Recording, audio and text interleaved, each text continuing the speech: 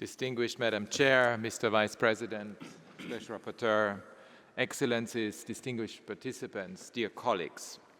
I'm really pleased to be here at the opening of this forum when it comes to the protection of the rights of minorities and the promotion of their rights, which are, of course, questions of major importance to our collective well-being and to our ability to live together in peace.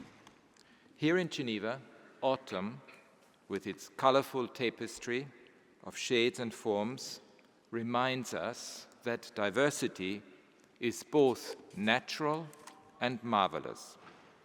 Humanity's relationship with diversity is more complex, but not less vital.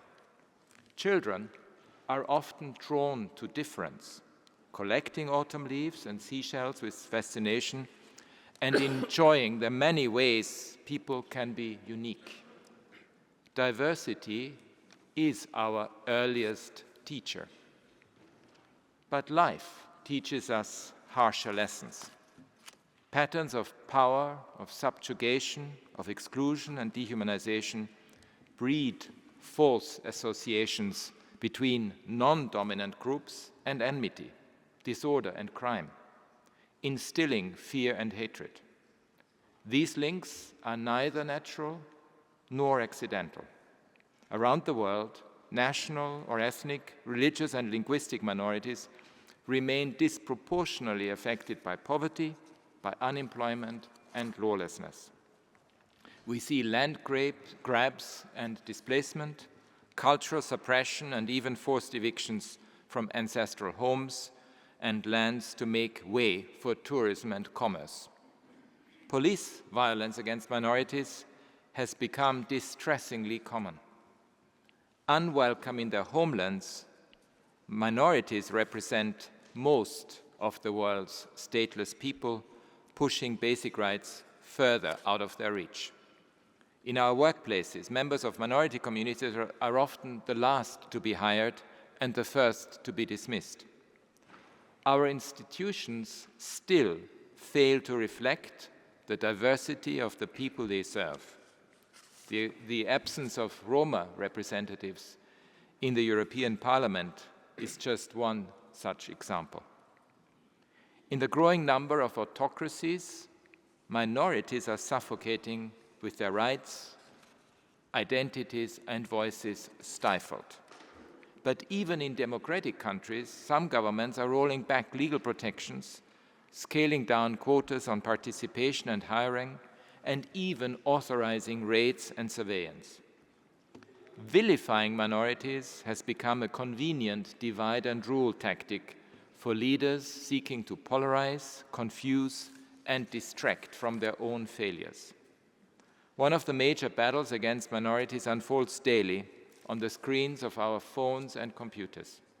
Where data is available, it shows that around 70% of those targeted by hate speech on social media tend to belong to minority groups. The content moderation systems meant to protect them often penalize the victims instead. Online aggression mirrors the real world. In many places, ethnically motivated hate crime is on the rise. And these challenges are compounded for the most vulnerable within minority groups, LGBTIQ+ people, people with disabilities, young people, and especially women.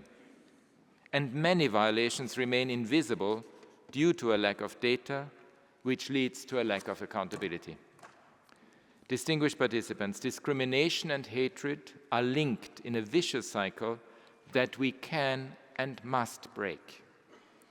First, we need comprehensive anti-discrimination laws. Minority rights are human rights.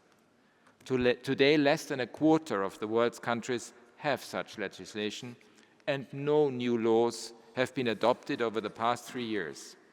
Parliaments need to wake up and act. Second, protection must go hand in hand with meaningful inclusion and participation. Minority groups must be invited to participate in governance because we know that inclusion builds trust within communities and between people and their governments. Minorities must also be allowed to enrich our economies. Workplace exclusion comes with a price tag, the cost of missed opportunities and less innovation. Diversity is the renewable energy of our societies. Investing in it drives shared prosperity. And we must include minorities in all peace-building efforts, in transitional justice processes and reconciliation.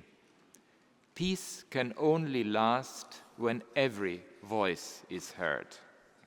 Third, human rights education can help translate legal commitments into reality. Embedding it across all curricula, at all levels, is key to dismantling stereotypes and cultivating understanding.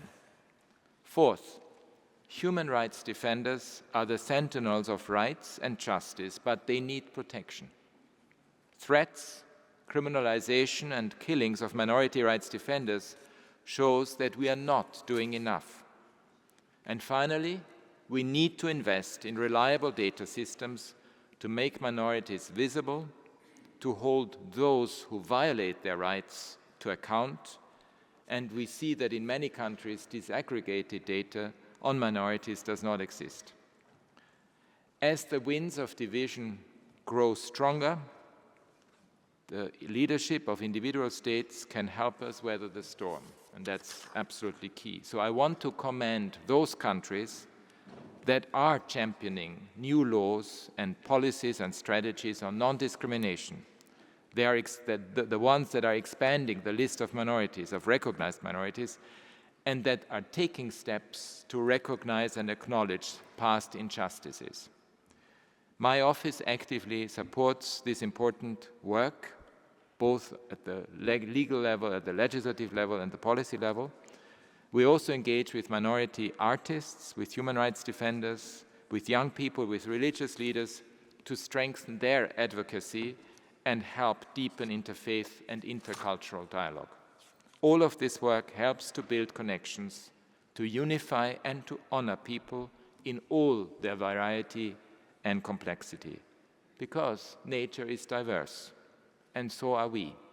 We cannot change that, but we can embrace it and make the most of it through political will and the right strategies. Thank you very much.